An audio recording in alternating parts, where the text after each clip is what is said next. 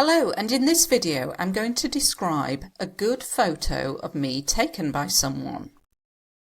And in my answer I will say where it was taken, when it was taken, who took it, and I will explain why it was unforgettable for me. To be perfectly frank, I detest having my photo taken. The reason for this is that I'm incredibly unphotogenic. No matter what I do in photos, I always look hideous. Because of this, I tend to take the photos and prefer not to be in them. Oh, and selfies, don't get me started on those. Everyone else posts these picture-perfect selfies on social media, and yet I could take 1,000,000 photos and not one of them is Insta-worthy. Anyway, where was I? Oh yes, well, despite loathing photos, there is one I can think of which was taken when I attended my cousin's wedding. Normally, I'm not a great lover of wedding photos, as they are so posed and look unnatural. But at this particular wedding, they did not have an official photographer.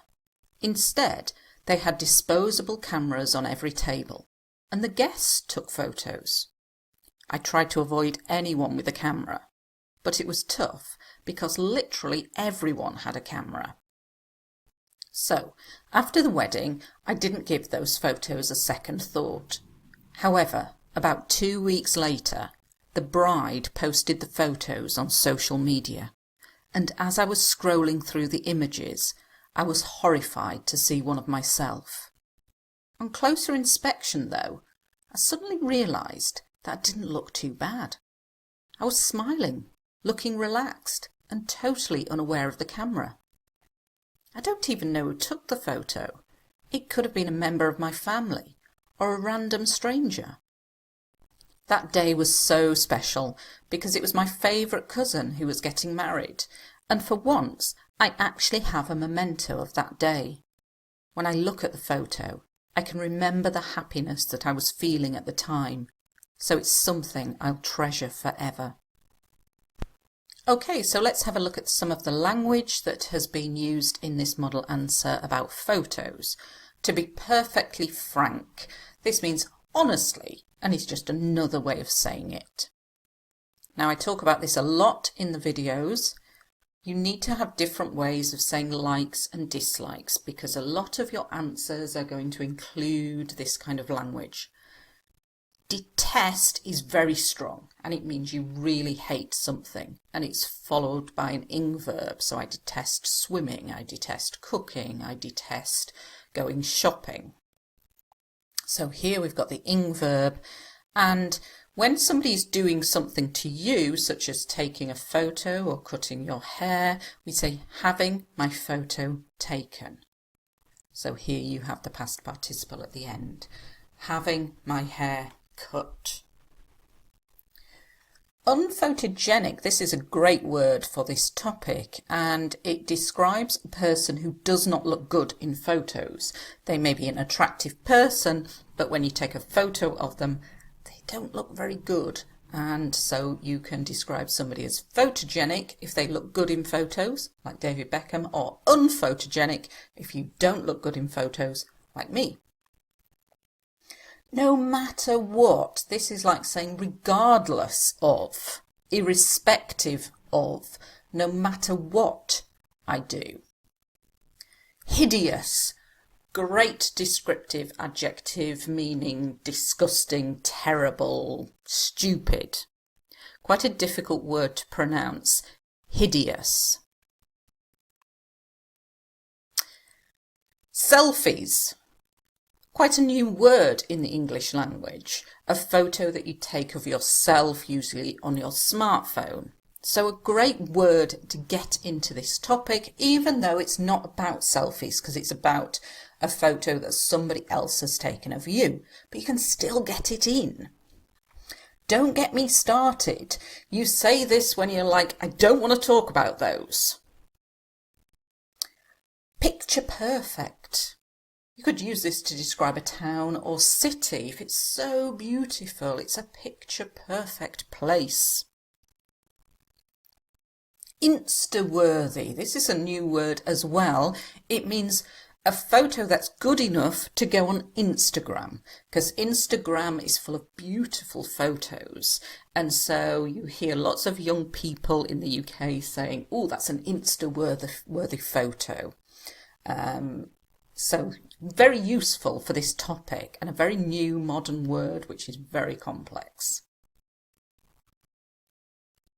Now I've gone slightly off topic. Now remember, in IELTS speaking, you're not marked for task achievement. It's not like writing.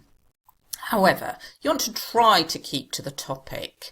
And so when you sometimes go a bit off the topic, because I've started talking about selfies, then you can be, oh, anyway, where was I? Oh, yes, so you're coming back to the topic.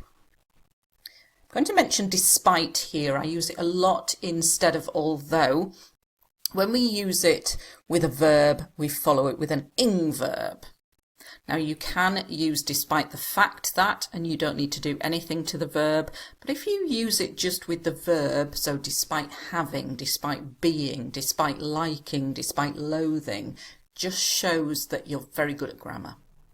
Loathing is another word which means disliking. I loathe it, so I dislike it. We've got some good passive grammar. When somebody takes a photo of you, then you can say it was taken when, it was taken by.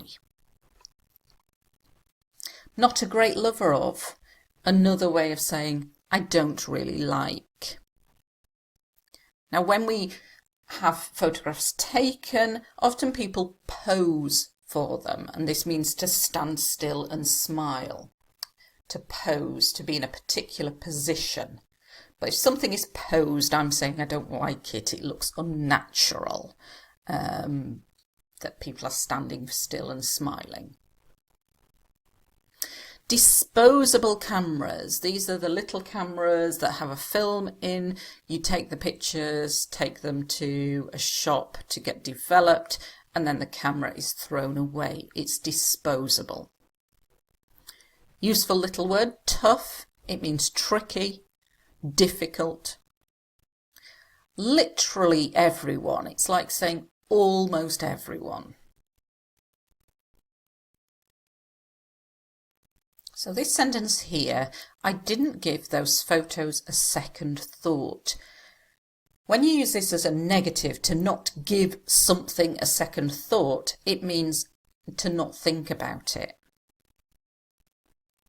The bride, this is the woman getting married.